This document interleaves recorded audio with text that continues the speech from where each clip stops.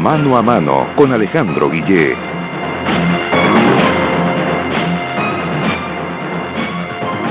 Hoy los presidentes de la Cámara de Diputados y del Senado han ofrecido a los estudiantes y en general a todos los actores sociales el Congreso para abrir ya una gran mesa de discusión sobre los temas de la educación.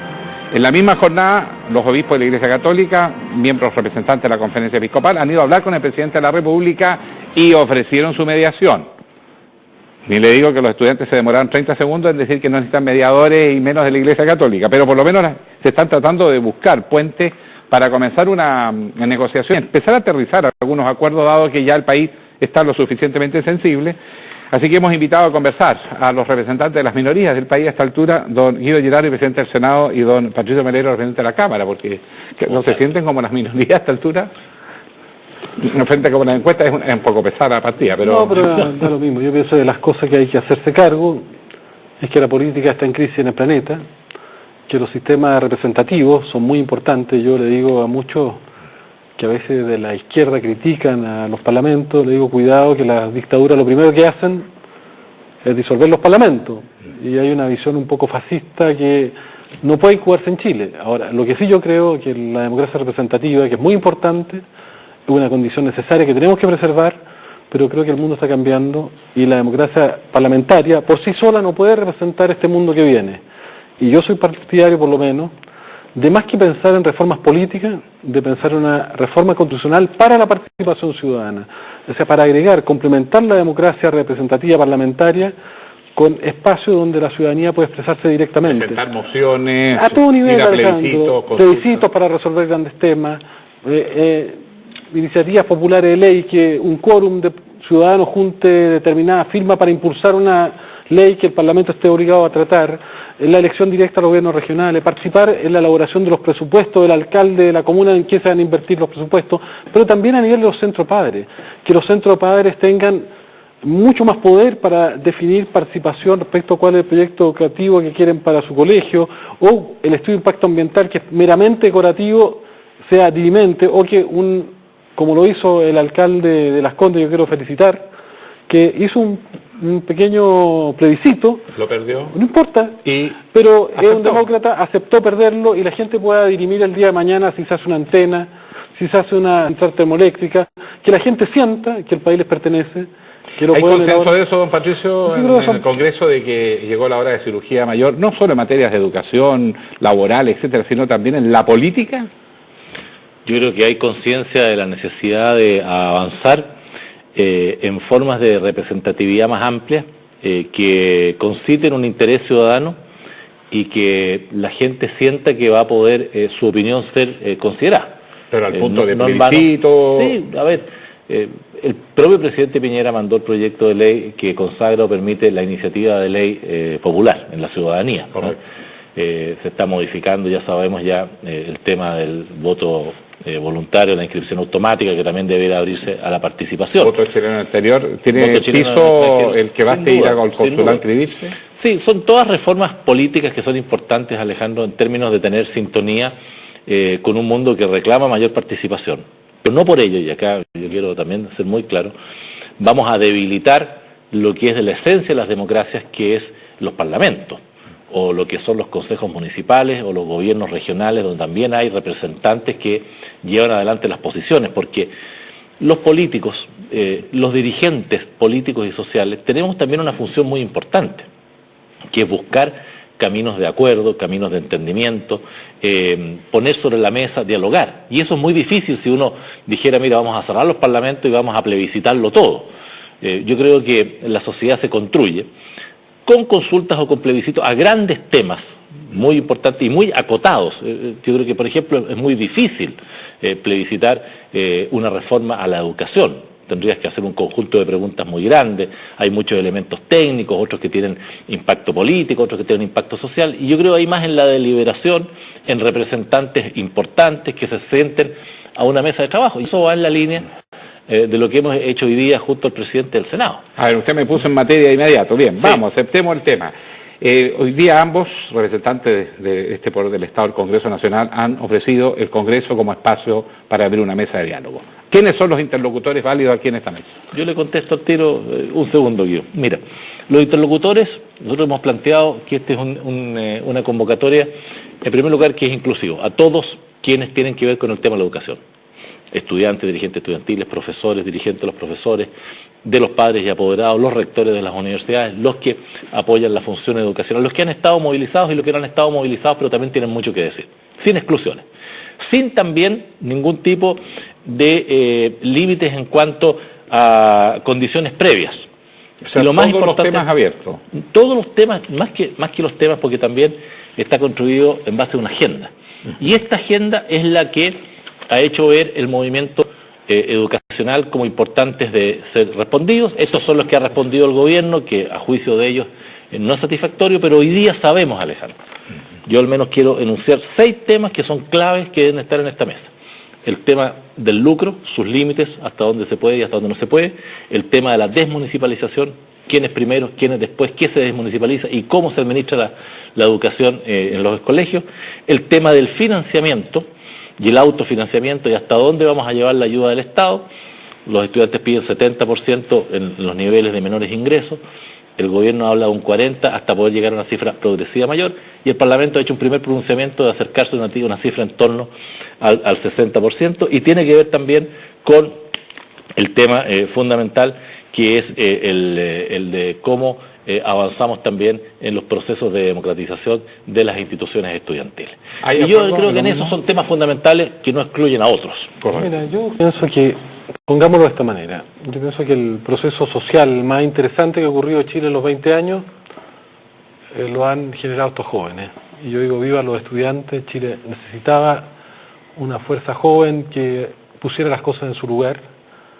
Creo que esta agenda es una agenda que ennoblece a Chile, que habla bien de nosotros, que quiere terminar con este mundo de las culturas polares, de las polares, donde todo está sometido al lucro, al negocio, donde todo se privatiza, donde se van rompiendo todas las solidaridades, y lo único que se promueve son estas visiones de individualismo, que la gente vale por sus propias capacidades. Yo pienso que hay un movimiento contra cultura que es mucho más que la educación, que es mucho más que Ibraicén. Yo trabajé con el movimiento Ibraicén, y esos jóvenes que se manifestaban, que son en parte los mismos que se manifiestan por la educación, no conocían la Patagonia, no conocen específicamente el problema, pero saben que hay una cuestión ética de que nuevamente el país se pone al servicio y al rehén de los intereses económicos que están por sobre el bien común. Y en la educación, yo pienso que estos jóvenes quieren construir un país que se haga desde la dignidad, desde la inclusión, desde la igualdad, y se dan cuenta que Chile es una aberración, que no existe en ninguna parte del mundo. En ninguna parte del mundo existen los niveles de privatización que existen acá. Si tú vas a Europa, a los países escandinavos, a Argentina, a Perú, a Bolivia, la educación es gratuita, es un derecho, no es una mercancía, no es, como dijo el presidente Piñera, un bien de consumo. Y yo pienso que están restableciendo eso. Ahora, ¿qué es lo que me parece a mí? Que estos jóvenes que han producido estos cambios, esta primavera chilena, estos jóvenes que han puesto un tema, que han abierto una reflexión, que han hecho propuestas mucho más consistentes de las que ha hecho gran parte de la política. Yo me compro totalmente la agenda del lucro. ¿Qué quiere decir el lucro? No quiere decir que no existan prestadores privados. Lo que quiere decir es que aquí hay una falacia, una mentira. La educación superior no puede tener lucro y tiene lucro ilegal. Eso ya tiene que tener. No puede haber lucro y hay que sancionar a los que tienen lucro ilegal. Pero que a los CFT, que son los institutos técnicos que tienen lucro legalmente y están en las escuelas privadas subvencionadas en la educación escolar, básica, media, que tienen lucro. Y entonces, ¿cuál es la decisión que hay que tomar? A mí me parece legítimo que un colegio o un CFT diga quiero tener lucro. Entonces, yo digo muy bien, pero usted opta por no recibir financiamiento del Estado, porque no puede ser que recursos del Estado, de mi punto de vista, vayan al bolsillo de esos negocios, que muchas veces ponen por delante el negocio y no la educación. Y en cambio, el que quiera decir yo estoy dispuesto a no tener lucro, entonces permitámosle que se transforme en una corporación privada sin fines de lucro y va a reinvertir todos los excedentes en la educación de esos jóvenes y por lo tanto puede recibir fondos del Estado. Eso es lo que existe en todas partes del mundo, eso es lo que existe incluso en países como Estados Unidos cuando se entregan recursos del Estado. Entonces, aquí hay una agenda abierta a todos los temas, hay una agenda que no pone ninguna condición. Nosotros no estamos planteando ni siquiera que tengan que renunciar a sus marchas, a las tomas. Nosotros queremos dialogar con estos jóvenes y hacernos cargo de que ellos han generado un proceso, una reflexión donde el 80% de la sociedad los apoya, donde participan papás, mamás, evidentemente yo por lo menos pienso que el gobierno tiene que ayudarnos, y tiene que ayudarnos en dos sentidos, en el sentido de no reprimir, de si hay nuevas manifestaciones autorizarlas, porque es un derecho Hay ciudadano. una nueva marcha convocada para el próximo jueves, la yo próxima pienso semana. que la idea es que no la repriman, que terminen los desalojos. Yo quiero decir que yo como presidente del Senado, yo no voy a participar en ninguna mesa si hay acciones de represión por parte del gobierno. Es la única condición que yo pongo. Yo también ahí en eso, Guido, creo que es importante. Pero déjame terminar. Sí. Y lo otro, que el movimiento estudiantil tiene que ayudar también a controlar el vandalismo, porque le hace mal al movimiento estudiantil. Creo que estos encapuchados, muchos de ellos son infiltrados que están ahí para dañar el movimiento estudiantil. Yo estoy seguro que los 200.000 jóvenes que participaron en la marcha, 199.000 lo hicieron a rostro descubierto, pacíficamente, y una minoría es la que dio vuelta a auto y los quemó. Nosotros cuando éramos dirigentes estudiantiles contra Pinochet, también teníamos infiltrados que eran de la CNI, para debilitar el movimiento. Pero estos infiltrados que estamos hablando ahora, ¿tienen alguna sospecha extraña o realmente un sector de la sociedad chilena? No sé de dónde viene Alejandro, pero te voy a decir lo que nosotros hacíamos en ese tiempo. Decíamos, todos encapuchados, el programa no todos es tuyo. encapuchados, que anda rostro tapado y anda lanzando piedra, es un infiltrado y está haciéndole un daño al movimiento estudiantil. Creo que aquí hay un tema de la viabilidad de este proceso que tiene que ser de verdad, y lo tienen que garantizar todos, que tiene que ser verdaderamente pacífico. Diputado. Sí, mira, yo creo que lo importante es entender que ha llegado la hora de que este movimiento tome su cauce en el lugar adecuado para que se cambien aquellas estructuras que han formado parte del modelo educacional durante los últimos 30 años en el país, que se cambiaron en parte durante los gobiernos de la concertación, pero que también fueron avalados, mantenidos y votados favorablemente durante los gobiernos de la concertación. Porque a veces yo veo a algunos dirigentes de la concertación que hoy día aparecen como diciendo, yo no fui, como la canción mexicana. Entonces, esto es muy importante que todos concurramos a hacer la autocrítica de lo que ha faltado, y la invitación tiene que ser también en torno a una agenda de trabajo en los temas que yo he señalado, porque si queremos producir los cambios, eso tienen necesariamente, Alejandro, que hacerse en el Congreso, y tienen que hacerse ahora. Y no plantear lo que es un plebiscito a futuro el que va a solucionar el problema y decir o plebiscito o nada. Yo quiero decir que a mí no me parece real ese argumento. Podremos discutir si incorporamos en la Constitución normas de plebiscito para temas futuros.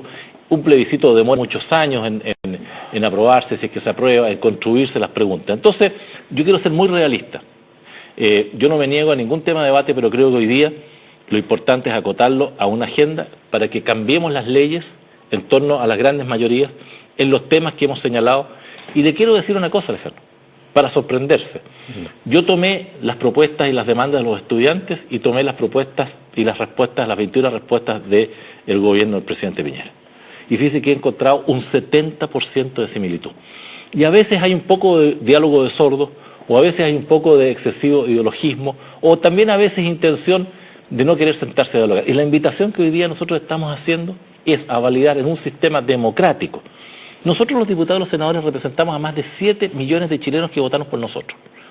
7 millones de chilenos que votaron por nosotros. Si esa no es una representatividad, entonces, ¿qué es lo que es?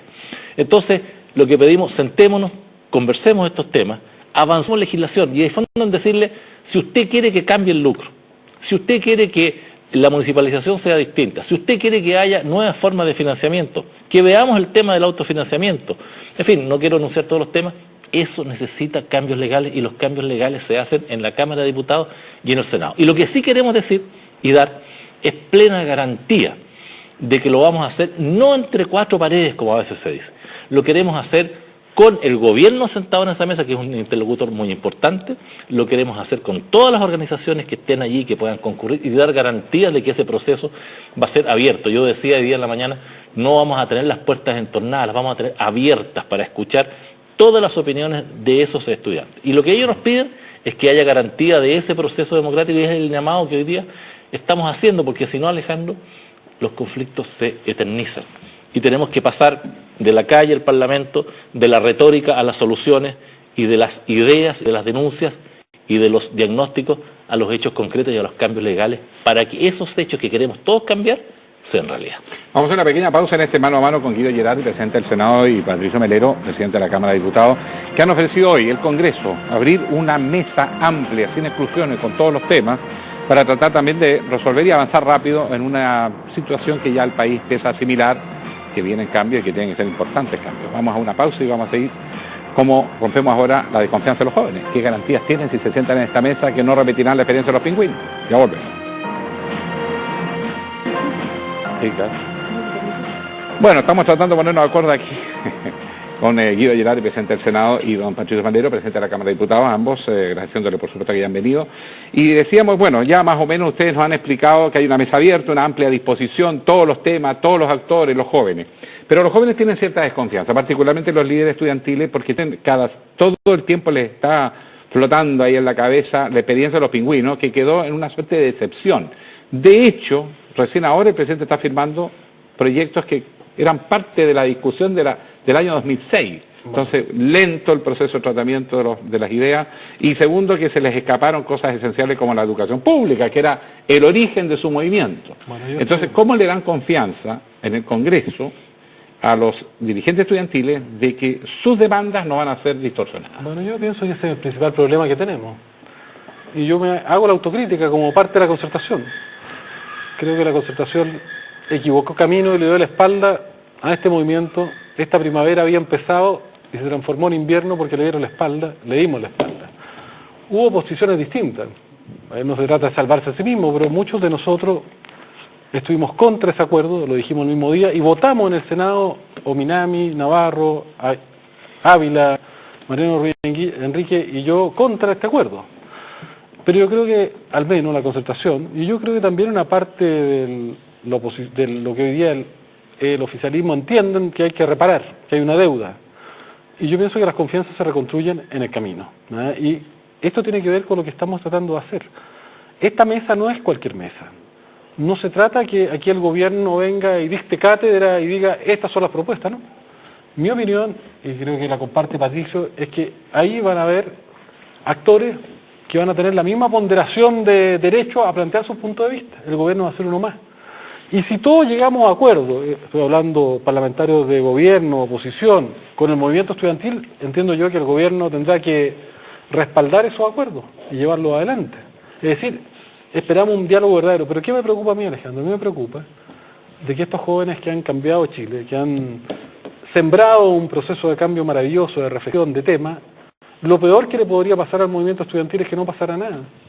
Es que no se cambiara nada, que después de todo esto, incluso con riesgo de perder parte del año escolar, que yo digo es culpa del gobierno si lo pierden, porque él es el que tiene las llaves para resolver eso, que no pasará nada. Entonces, nosotros tenemos una responsabilidad de con ellos, junto con ellos, intentar de que pase algo. De que esto que sembraron podamos cosecharlo en instrumentos concretos. ¿Qué garantía hay que lo que se acuerde en el Senado, por ejemplo, sea ratificado por el gobierno? Porque hay materias que tienen costos involucrados y si no tienen el apoyo... Eso es el punto que nosotros tiene que quedar muy claro. O sea, el gobierno tiene que entender que ellos van a ser un actor y que los acuerdos que logremos, si son de consenso y son mayoritarios, en el ámbito parlamentario, con el movimiento estudiantil, tendrán que refrendarse en una propuesta. Ahora, yo quiero... ¿En la alianza piensa lo mismo? Mira, Alejandro, esta es una propuesta del Parlamento, no del gobierno. Y yo soy diputado del gobierno. Y quiero decirte que yo entiendo el trabajo legislativo como un trabajo deliberativo para buscar acuerdos. La política no son deseos y buenas voluntades, son realidades. Y nosotros, hoy día que estamos en el gobierno y somos diputados de gobierno, le hemos cambiado los proyectos de ley al presidente Piñera. Y el senador Girardi y los diputados de la concertación le cambiaron los proyectos a Michelle Bachelet, a Patricio Elgo, a Eduardo Frei. Es más, Guido Girardi acá, por ejemplo, votó en contra del auge en la salud a su propio gobierno. ¿Qué es lo que te quiero decir con esto? Es que es de la esencia del proceso deliberativo democrático el que el Parlamento, que es el receptor de las inquietudes ciudadanas, a las que estamos convocando a sus actores sociales, tenga la capacidad de entender el diagnóstico, proponer las soluciones y ver si llega a acuerdo con el gobierno. Y los gobiernos generalmente necesitan, para que los cambios sean realidad, los votos de los parlamentarios. Entonces, esto no puede partir con una visión de que tú aceptas lo mío y si no, no hay diálogo. Esto es una invitación. Hoy día tenemos muchas cosas sobre la mesa. Y tenemos muchos consensos, yo vuelvo a insistir. A veces no hay peor sordo que el que no quiere oír. Hoy día tenemos un gobierno, yo estoy hoy día, déjame decirte con sinceridad, yo estoy escuchando hoy día de mi gobierno cosas que a mí me habría costado escucharme que me las iban a decir hace un año atrás. Hoy día tenemos un gobierno dispuesto a modificar la Constitución para dar la garantía a la calidad. Hoy día tenemos a un gobierno de la Alianza dispuesto a avanzar en un proceso de desmunicipalización. Hoy día tenemos a un gobierno dispuesto a avanzar y a poner más recursos económicos en beneficio del financiamiento de la educación y especialmente darle una mano a los sectores de la clase media. Antes era el mundo más pobre, hoy día tenemos la clase media.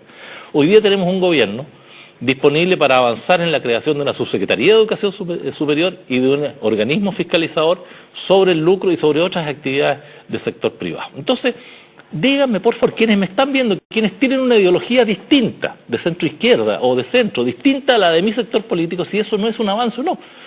Es como también yo veo que la izquierda hoy día ha avanzado y avala muchas de las políticas de la economía social de mercado o entiende el rol subsidiario del Estado. Y a mí me da gusto escuchar al senador Girardi cuando me dice, nosotros estamos también porque haya una educación privada en el país. No estamos en el Estado docente, Alejandro, no estamos en el Estado que lo hace todo. Y hay una evolución. Entonces la convocatoria, el llamado es permítanos hacer nuestro trabajo con ustedes, escuchándolos.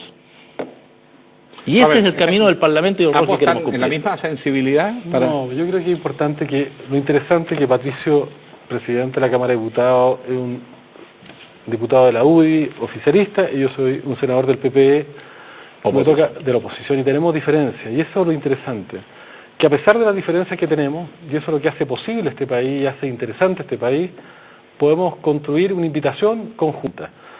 Y Patricio decía, Girardi votó contra el auge, es cierto, porque la derecha condicionó el apoyo al auge a que se cayera el financiamiento, el Fondo Solidario. Y yo voté contra toda esta reforma de educación que hizo la presidenta Bachelet con la derecha. Y voté contra todas las reformas que hicieron en materia ambiental con el gobierno de la presidenta Bachelet con la derecha que no quiso hacer con nosotros. ¿Por qué? Porque más allá que sea tu gobierno, yo pienso que uno tiene que ser leal a un principio. Yo no creo en la política neoliberal, ni hoy, ni mañana, ni ayer, no creo en la privatización, ni de la salud, ni de la educación, ni de los fondos previsionales, y creo que esos temas, Chile es el único país del mundo donde el agua es propiedad privada, yo presenté una reforma constitucional, y tenemos diferencias. Ahora, ¿qué pasa respecto a la educación? El gobierno ha hecho una propuesta que yo estimo insuficiente, porque los dos temas principales que plantean los jóvenes, el gobierno no lo aborda, aborda muchos. Yo me he fijado en ello, lucro de todas maneras. Sí, pero el gobierno no lo aborda. El gobierno ¿cómo que no? No aborda el tema del lucro, dice que va a hacer cumplir la ley en materia del lucro, pero hay que terminar el lucro en la educación escolar, hay que terminar con los lucros en el CFT, porque por las mismas razones que Pinochet, imagínate, Pinochet entendía que no podía haber lucro en las universidades, por las mismas razones no puede haber lucro en la educación básica y media y en los centros de formación técnica. ¿Por qué va a haber lucro? O sea, lucro en el sentido de que recursos del Estado terminan no en los jóvenes, sino terminan en los bolsillos de estos empresarios que antes tenían carnicería, botillería, y se dieron cuenta que era mejor tener un colegio porque era mejor negocio.